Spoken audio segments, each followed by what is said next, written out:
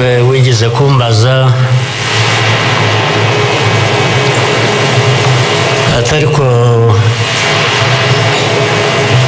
wowe nk'umuntu ubaho ute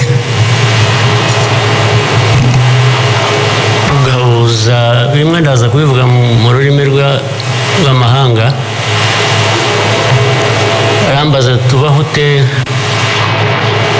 ugahuza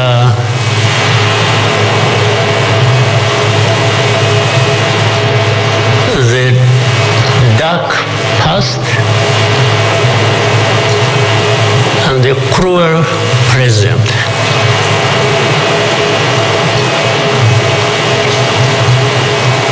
But how do you manage that?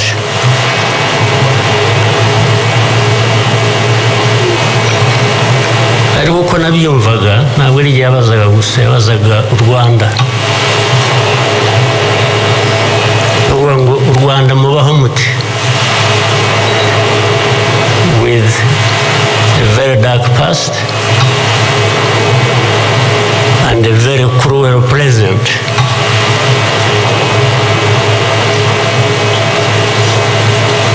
Icyo namushubije nuko from the beginning we were under an illusion that the two were siblings and we had to deal with them as such. You have to deal with the cruel present,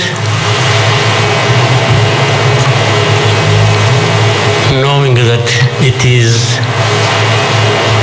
very, very much related to the dark past. They are inseparable.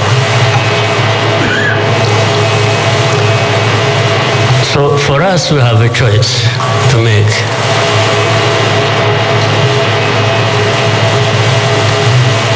You are either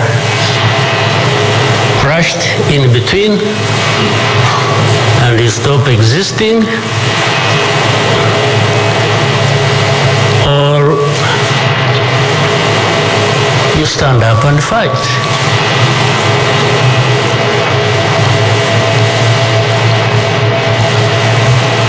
When people are saying in the testimony that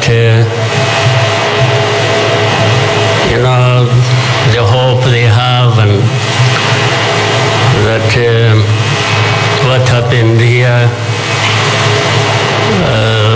30-something years ago will never happen again.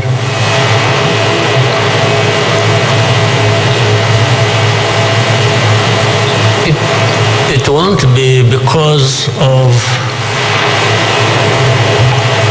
those who were responsible for that dark past. Will not try again, or are not even trying now again. It will not happen again just because there will be people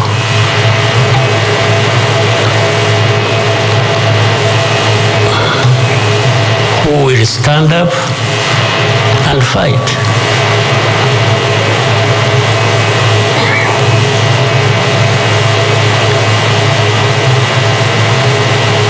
It's not because there are fewer people who wish to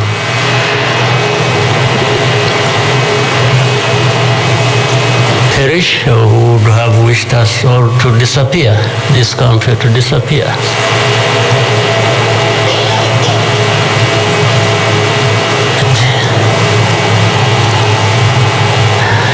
How can people accept that? How can people not stand up and fight? Because anyway, well, there is a risk you may die when you stand up to fight. But if you don't, it's a sure thing you're going to die.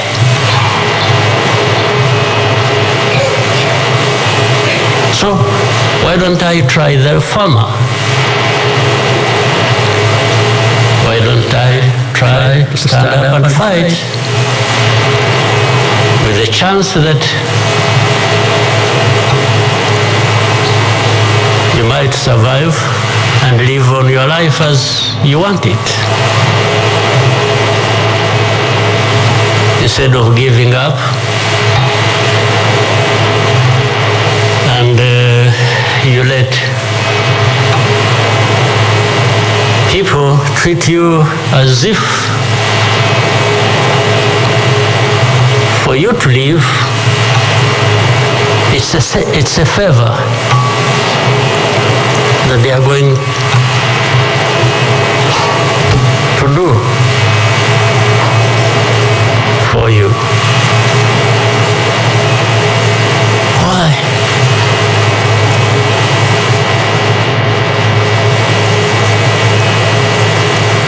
I've also had people come to me and warn me and say, President, you know you are too vocal, you say things that challenge these people who have the power in their hands, and they want to kill you. Well, first of all, it means they are killers.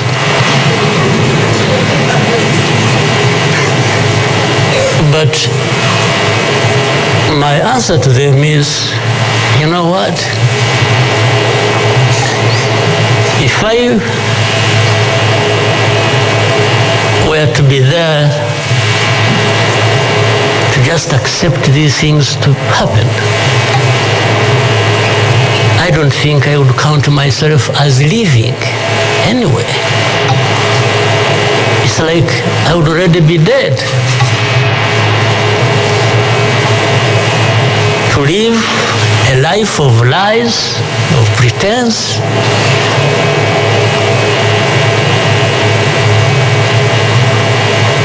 and all my life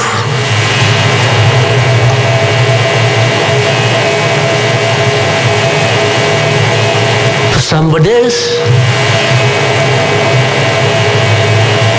I would be dead anyway. So why don't I die fighting?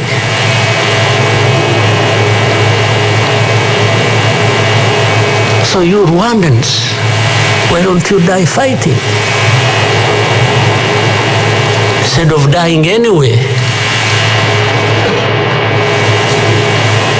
Just dying like flies. Why? But my message goes to other Africans who live like this on a daily basis,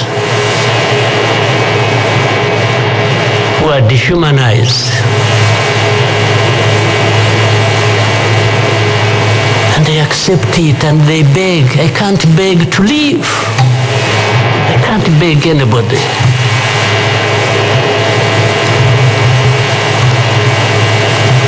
We will fight. If I lose, I lose. But there is a chance. There is a chance, a significant chance, that if you stand up and fight, you will live. And you will have lived a dignified life that you deserve, that anybody else deserves. So these people who are there to the UN, they are there to these Western capitals, they are everywhere, they are just saying, Rwanda, this small country, this Rwanda. I mean, you see, when you're talking about Rwanda and ganging up together against Rwanda, you think it's some country that is, they remember the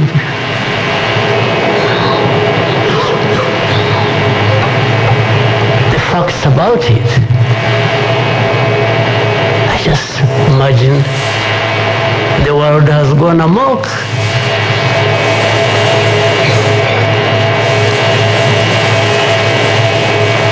But in the midst of all that,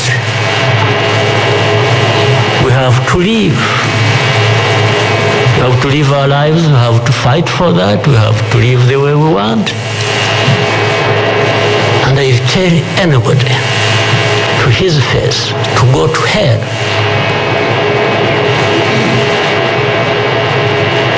If anyone comes around and thinks they can, they come and say, hey, we're going to sanction you.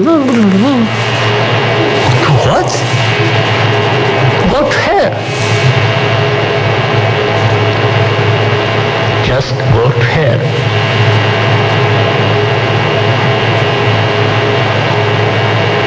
You have your own issues to deal with.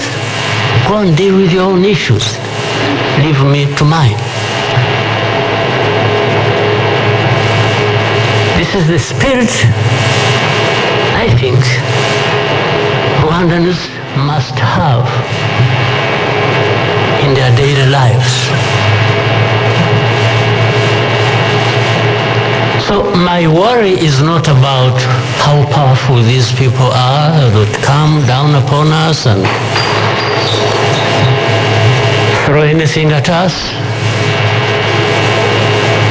I'm never worried about that. I worry about one thing,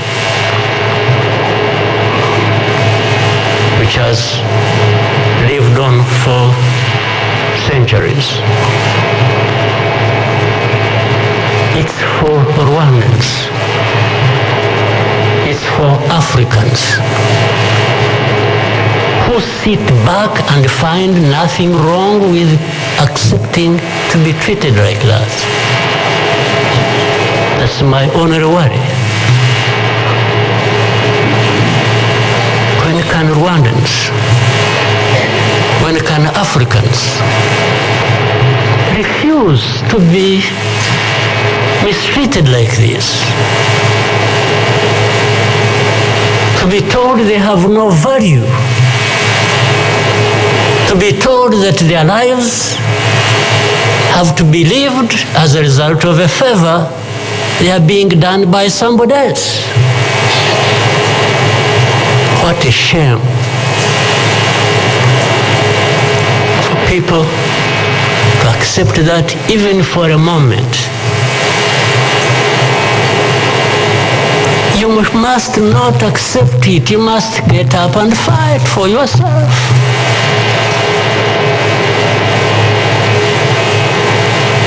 And then you have fools leading countries and being used as puppets.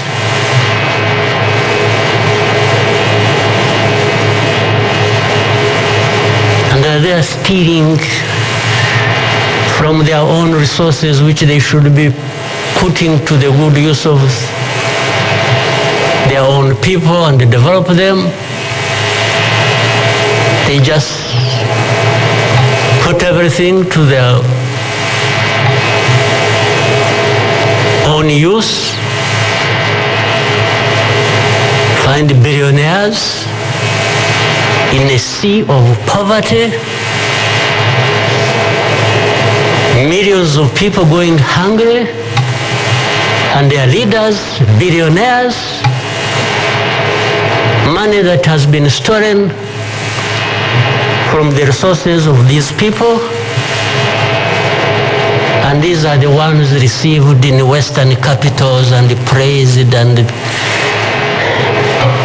when, Rwanda is being crucified literally at the UN, everywhere, these are the ones who show up and everybody is doing their bidding.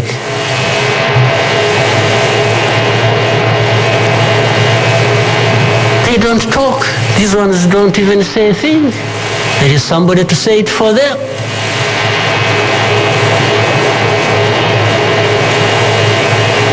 You don't say a thing. Even in meetings where solutions are being thought about and crafted and so on, they are absent because somebody else is there. They'll address when their name comes up, they'll say, no. You see, I see it on a daily basis. Somebody has agents, orders them, pays them to go everywhere preaching hate speech, killing people in broad daylight, setting fire on these people, burning in broad daylight. And when it comes up for discussion, they say, no, it's not this one. No. You see, some other people, we look for them.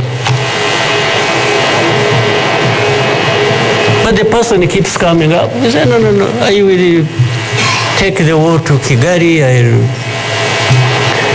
remove the government, these Tutsis, we are tired of them, like we were tired of them 31 years ago. Here, and it's okay. These wonderful people, these powerful people who tell us what to do and what not to do, they are okay with that. They are fine with that.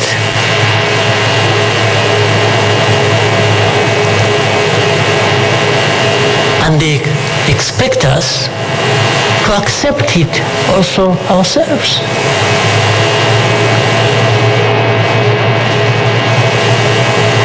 In broad daylight.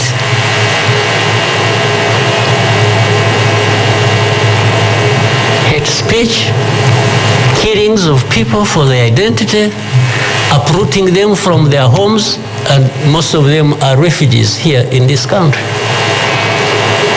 We have 125,000 people as refugees who have been living in camps, uprooted from their homes in Eastern Congo. And then these powerful, good people come here and pick 1, 2, 3, another day 5, if there are many, to go and settle them in those beautiful countries of theirs. And they leave the majority here. And they expect us to be thankful that that's a huge gesture of generosity. First of all, they take them knowing that these are actually refugees from a neighboring country. They don't take them as Rwandans. They take them as refugees from Congo. Only that they are taking very few. They are not, I wish they could take all of them. Those who wish to go and resettle them. So the rest becomes my problem. So what they have to do is cleanse Eastern Congo of all these people, bring them to Rwanda, take to your countries those you want, few, very few, not even 0.1%, and the rest should remain Rwanda's problem. Because after all, these ones are Tutsis like KAGAME. That's a simple conclusion. But ask yourselves, how did these people end up being across the border of Rwanda? Was it really done by KAGAME? Was it done by Rwanda? No, for us, we are here lucky that we are alive, that we survived.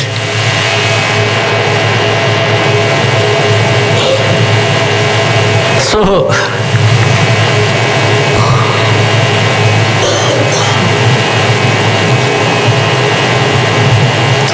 say this,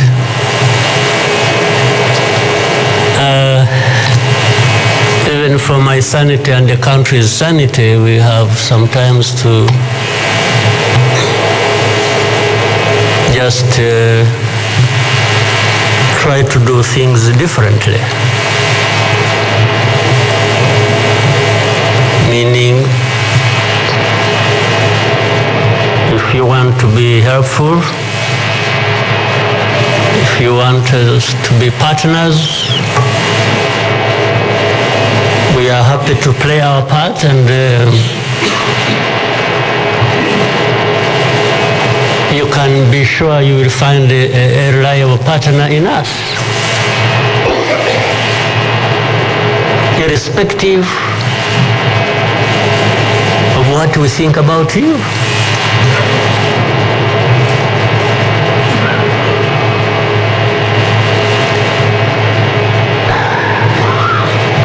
You know, this whole thing you see every day, you know, you have heard of groups, what is it? Group of experts. You have heard of that thing? These are people who go around, experts who are supposed to know better our situation than ourselves. Can you imagine? And the ones who lead those groups are the very people connected with this history I'm talking about, or that Bizimana was talking about. Can you imagine the cynicism?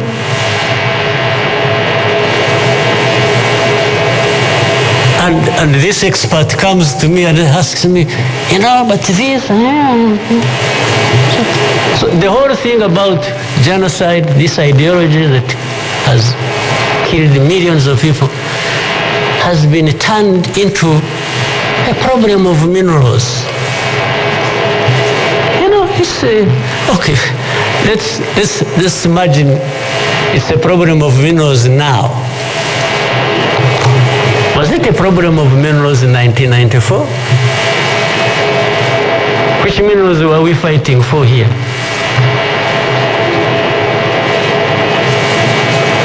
Just imagine. Which minerals?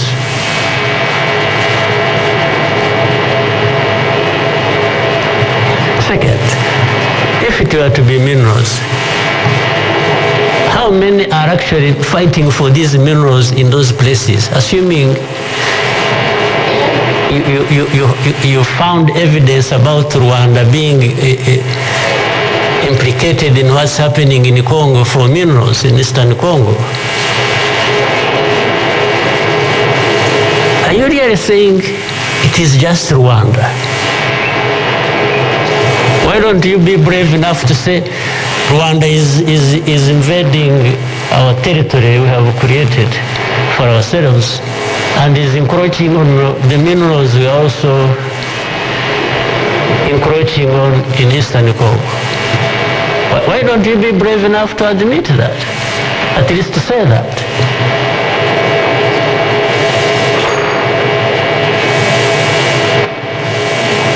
Minerals? If what is the allegations, if these allegations were true, you know what? Rwanda would be as rich as you are, those who make the accusations.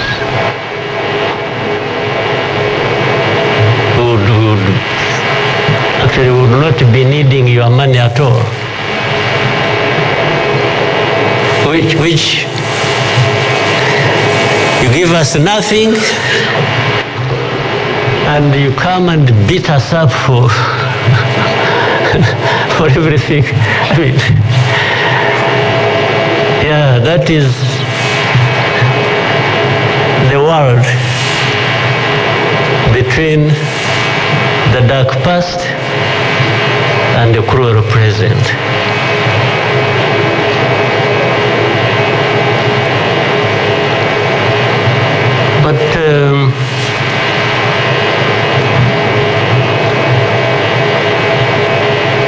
what didn't kill us and finish us 21 years ago has hardened us, has prepared us for the bad things that will always come in a time these people want and wish. Honestly, I want to assure you, we will not die not fighting like last time. And fighting does not involve invading anybody's territory, does not involve going after something that is not ours. Fighting, I mean, is if you find us here and want to treat us the way you want that you have seen in the past, I just want to assure you, you will not succeed. You will not succeed. I think I beg all these Rwandans, we should be itching for a fight with anybody who wants to come here and turn things upside down. And I think there are many who are ready to join for that. But for our friends, our partners, please, don't misunderstand us, don't mistreat us. We have had enough of it. Take it somewhere else. Take it somewhere else. You know, this Bizimana who was telling you this whole history, by the Bizimana, if you could compile that and distribute it to our friends and all of us, I actually want a copy of what you... But I think you should give our friends and others, they need to, much as in the cruel present, facts don't matter, evidence doesn't matter, the truth doesn't matter. What matters is what pleases you on any day, and doesn't matter what facts about others. But and I was saying this because this man made another presentation another time that involved the same people he was talking about. And the next day, from embassies, people came to him threatening him. You know, they even they're so foolishly brave to just, you know, they went to him. And I think another message went through Foreign Affairs. It's like this man who is saying this, and he was not saying it is not true, but he was saying no for daring to say it, even if it is the truth. Yes, they threatened him, and they even started threatening he will not get a visa to travel to some places, face to face, like that. Somebody from the embassy threatened our minister. Of course, I can't blame them that, given this history we have had, that from the embassy they really think they are above the minister. Yeah. He just come and say, you dare say this. He wasn't saying, this is contrary to the truth or evidence we have. Why did you present the lies? No, he was just saying, whether lies or truth, you shouldn't have said it. That is the cruel present we live in, but we must confront it, and we will. We shall. No question about it. I've also told people that anyway, for us we are in a sort of not bad position, because the worst has already happened to us. I don't think anything worse will happen, ever. So those who are scared, fearful of anything, I just want to console you in some way, if you may, that actually the worst has already passed. When we lost the people during that time, the young man was giving a testimony about. Do you think anything like that would ever happen again? I don't think so. So why would we be scared of anything? The worst. The hurricane came and we took cover and things, and it has passed. And we rebuilt. We rebuilt our strength of all kinds. I don't think there is any other hurricane that will come and sweep across the country, destroying everything. I don't think so.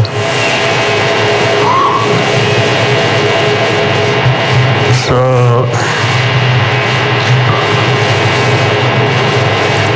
and this day always reminds us of some of the things that I ignored and the facts that remember the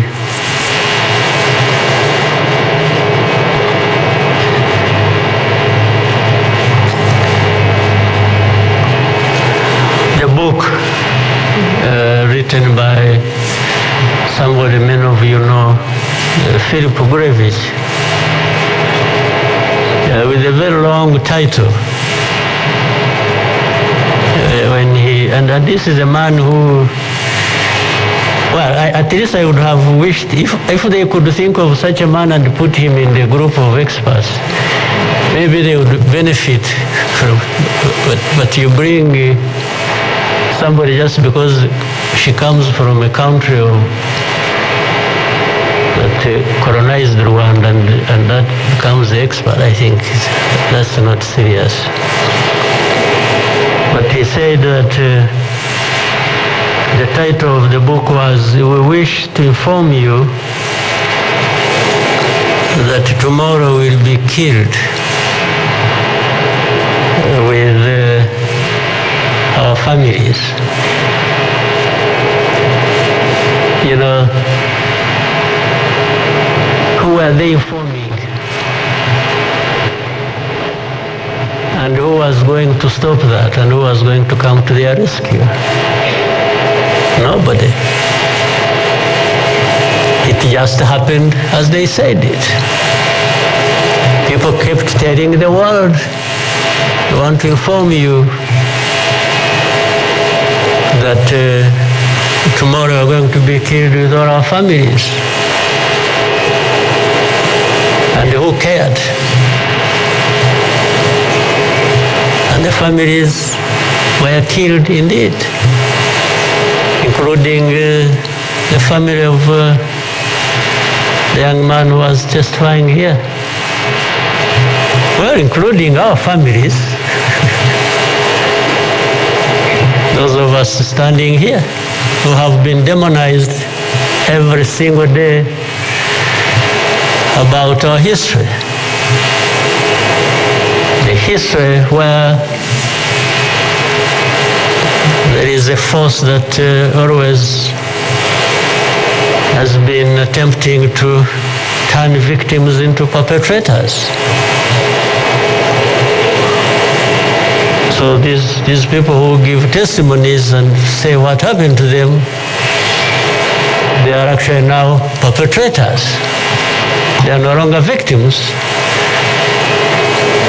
So the cynicism I was talking about of what happens in this world is that these very people who barely survived and who lost everything else and their families are now the victims, the perpetrators, no longer victims.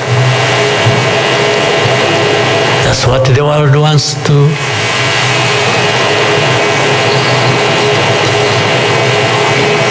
create about us.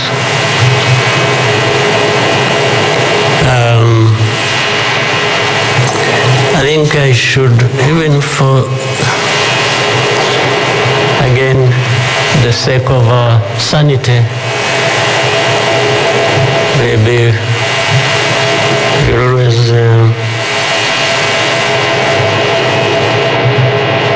during the war times, to keep my own balance, there used to be battles taking place across the country, militias killing people, RPA soldiers fighting government forces. Sometimes in our movements, one of the commanders would come to me and say, "President, you come and see what has happened here." I went there once and saw a mass grave that they had just dug with caterpillars, and then I think they had put in over 2,000 people. And from that lot we found 12 people are still breathing, and we got them out. I was told the other day of the 12, I think they lived for some time, and then now they are remaining 7 out of 12. I kept following the story. 7 are still alive. I think 5 died of... But from that moment,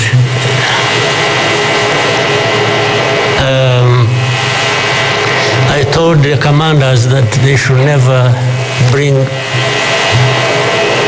my attention to this kind of thing.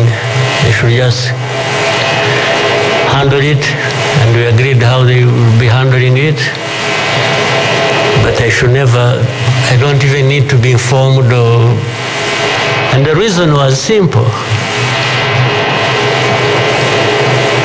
And unfortunately, such a moment of remembrance sort of takes you back into that. But the reason was I didn't want my judgment and my conduct of the war and the leadership I was supposed to be providing to be impaired in any way by the anger, by what you saw. So that's why I wanted to keep my own balance so that we go through so many things. But otherwise, if I kept seeing this, putting people out of a mass grave, and then your mind goes to say, but who is this doing? Whoever is doing this, why is he doing it? He may end up... So anyway, let me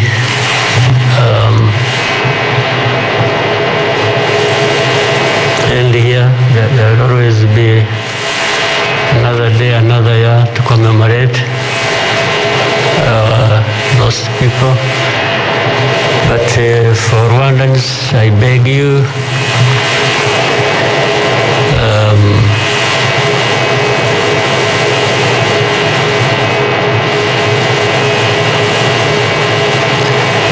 you owe your life to anybody else. And please have the courage to deal with the situation and moment as this. Don't offend anybody, but always fight for what is yours. Don't allow anybody else to dictate to you how you should live your life, because the moment you accept it, that is the day you have lost your life. God bless you.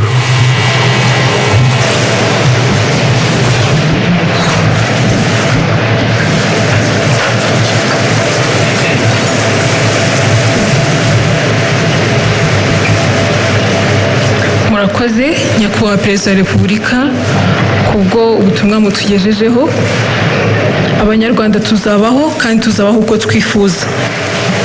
Nyakubahwa Perezida wa Repubulika na Madamu, banyacyubahiro, banyarwanda namwe inshuti z'u Rwanda, nongeye kubashimira ko mwabanye natwe muri uyu muhango wo gutangiza icyumweru cy'icyunamo n'iminsi 100 y'ibikorwa byo kwibuka.